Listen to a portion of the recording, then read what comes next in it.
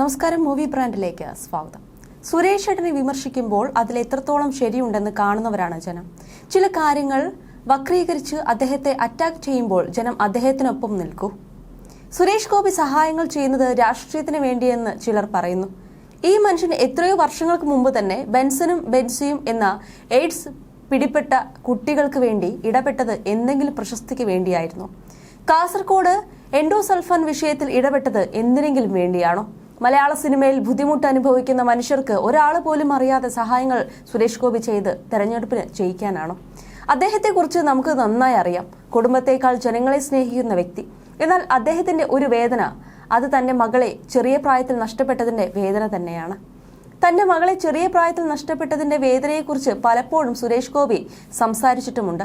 വാഹനാപകടത്തിലായിരുന്നു വർഷങ്ങൾക്ക് മുമ്പ് സുരേഷ് ഗോപിയുടെ മകൾ മരിക്കുന്നത്. അതേക്കുറിച്ച് മുമ്പൊരിക്കൽ വനിതയ്ക്ക് നൽകിയ അഭിമുഖത്തിൽ അദ്ദേഹം സംസാരിച്ചിരുന്നു. താരത്തിന്റെ വാക്കുകൾ ഇങ്ങനെയായിരുന്നു: ദൈവത്തെ തള്ളിപ്പറഞ്ഞ നിമിഷം.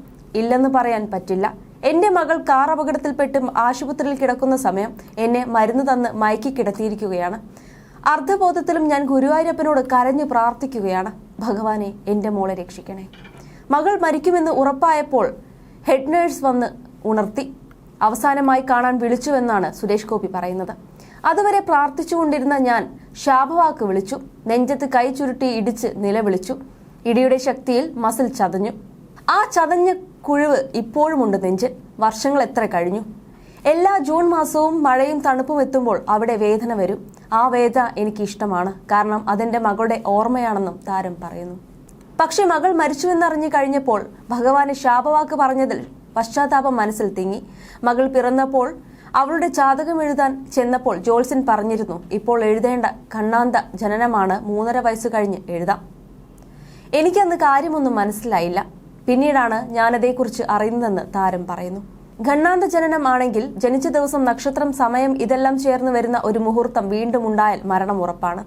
മകളുടെ കാര്യത്തിലും അങ്ങനെയായിരുന്നു. ശനിയാഴ്ച വൈകുന്നേരം 3:45 മകം, നക്ഷത്രം ഉത്രം. ഇത് മൂന്നും കൂടി ഒത്തുവന്ന നേരമാണ് അപകടം സംഭവിച്ചത്. എന്റെ ജീവിതവും അനുഭവങ്ങളുമാണ് എന്റെ വിശ്വാസം. അത് എല്ലാവർക്കും മനസ്സിലാകണമെന്നില്ല. അങ്ങനെ വേണമെന്ന് വാശിയുമില്ലെന്ന് സുരേഷ് ഗോപി വ്യക്തമാക്കുന്നു. മൂത്ത മകൾ ലക്ഷ്മിയുടെ മരണത്തെക്കുറിച്ച് സുരേഷ് ഗോപി മുമ്പ് പലപ്പോഴും സംസാരിച്ചിട്ടുമുണ്ട്. 1992 ജൂൺ 6-നാണ് ഒരു വാഹനാപകടത്തിൽ സുരേഷ് ഗോപിയുടെ മകൾ മരിച്ചത്. ഭാര്യയെയും അനിയത്തിയെയും എന്റെ ലക്ഷ്മിയെ ഏൽപ്പിച്ച് ഞാൻ എറണാകുളം വന്നിട്ട് തിരിച്ചുപോയി. പിന്നെ എന്റെ മകളില്ല. അവൾ ഇപ്പോഴുണ്ടെങ്കിൽ 32 വയസ്സാണ്. താൻ മരിച്ച് പട്ടടയിൽ കൊണ്ടുവച്ചാലും ആ ചാരത്തിന് വരെ ആ വേദന ഉണ്ടാകുമെന്നും സുരേഷ് ഗോപി ഒരിക്കൽ ഒരു അഭിമുഖത്തിൽ പറഞ്ഞിട്ടുണ്ട്.